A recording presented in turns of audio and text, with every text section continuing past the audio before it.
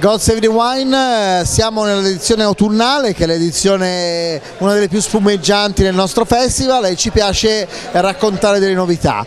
E oggi abbiamo la Lupinella e tutti si sono chiesti ma cos'è questo vino, perché insomma immagino che abbia fatto curiosità. Queste etichette, questo progetto ha colpito, credo, come ha colpito me, e ne ho come è andata questa serata, e raccontaci come è nato questo progetto, perché insomma investire nel mondo del vino oggi può sembrare facile, in realtà è impegnativo. Certo, anche se l'azienda è già diversi anni che è attiva, però diciamo questo progetto è nato in pratica da due anni.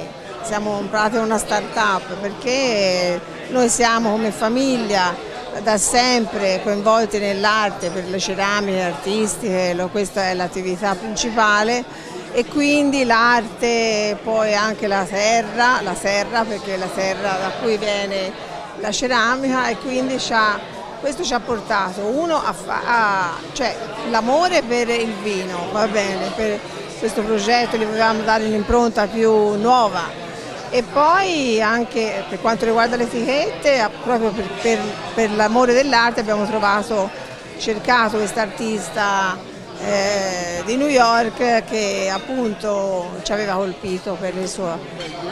Le etichette è una delle cose che colpiscono, anche il vino ovviamente rimane impresso, ma come dicono anche il mio amico designer, la prima bottiglia la vendi per l'etichetta, la seconda per il vino, quindi voi che vi occupate insomma di ceramica da una vita sapete che l'occhio vuole la sua parte, anche nel mondo del vino, per quanto siamo tutti raffinati degustatori, ma è molto importante la soddisfazione. Grazie Manuela.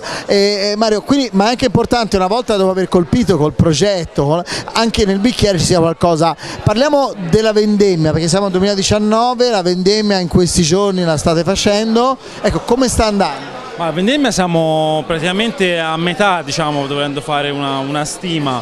Abbiamo già portato dentro le uve per il nostro rosato, e quindi è un Sangiovese chiaramente colto in anticipo rispetto al Chianti, uva veramente bella, sanissima in tutti i nostri versanti, quindi siamo molto felici.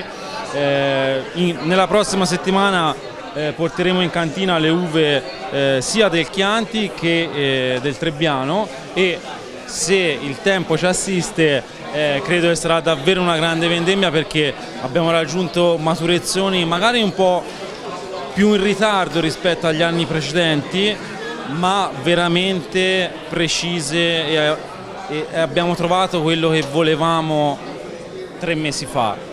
Quindi occhio, vuol dire che non avete più scuse, quindi se i vini non sono buoni non è colpa della natura e della vendemmia, ma è colpa che non c'è, però comunque sappi che non puoi scappare alle vostre responsabilità. Comunque complimenti, perché ho sentito in giro che quando c'è un'azienda nuova c'è sempre una certa benevolenza, però poi il mio è un pubblico molto selettivo, quindi se è piaciuto prendilo come un vero complimento, che vuol dire da qui in avanti è ancora più dura. Grazie. Grazie a voi, grazie.